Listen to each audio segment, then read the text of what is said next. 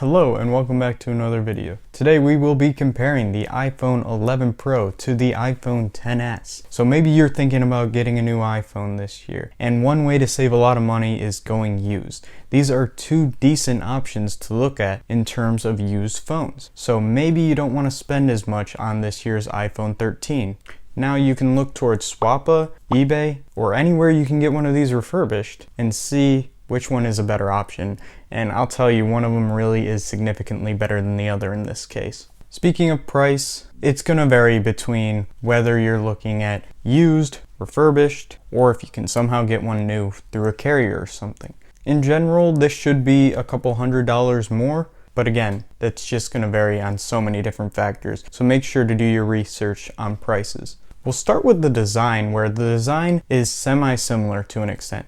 The front design is basically identical and both are 5.8 inches, but the back is where we see huge difference with the camera bump, the matte finish on the iPhone 11 Pro versus the glossy finish on the iPhone XS. Of course, I really like the iPhone 11 Pro's matte finish more, although the camera design in here does look a little bit cooler, but again, that inhibits functionality of the camera, which we'll talk about later. I also do like the centered Apple logo on the iPhone 11 Pro. Now, if we're talking displays, as I told you, the size is the same exact thing. The pixels per inch are also the same. I think the only really difference is in brightness. I seem to see a perceived brightness difference in the 11 Pro. However, I believe the display is supposed to be a little bit stronger, and I know for sure that the water resistance rating is also higher. I believe 4 meters versus 2 meters. But on to some of the more important things. The iPhone 11 Pro battery life absolutely kills the iPhone XS.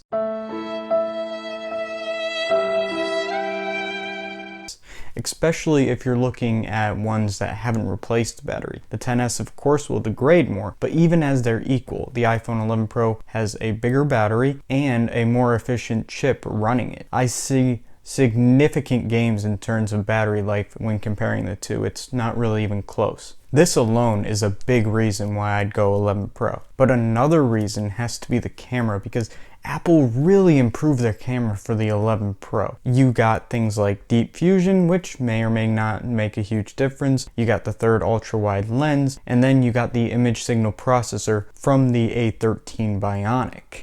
And these make a huge difference in terms of photo and video quality. I think it's night and day, and speaking of night and day, you get night mode on here, which makes images look so good at night. You don't even have the option on the iPhone XS, and it's a game changer if you're taking any sort of nighttime photography. And then if we go and talk about performance, the A12 Bionic is close to the A13 Bionic in terms of performance.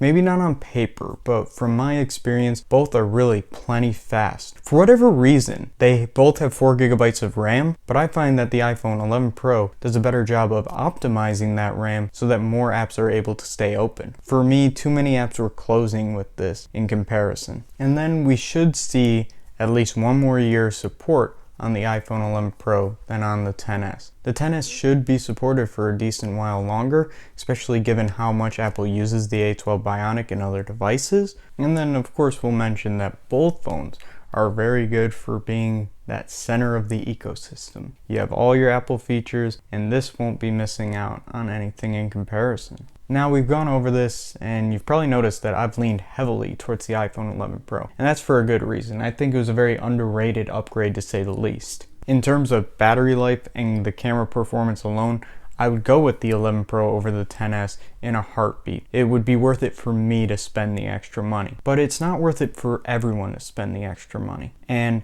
if you're able to get a XS that is in very good condition and at a very good price, then it could be an option for you, especially if you can't afford the price point of the 11 Pro. These are two phones that are very good used and prove that you don't need to buy the newest iPhone every year. You can buy one of these, use it for a long time, and still be extremely happy. Because as someone like me, who buys the iPhones every year to try to compare and see for these tech videos, I noticed that it doesn't ultimately change how I'm using my phone from year to year. So let me know if you're considering one of these two phones. I hope you guys enjoyed this one, and peace.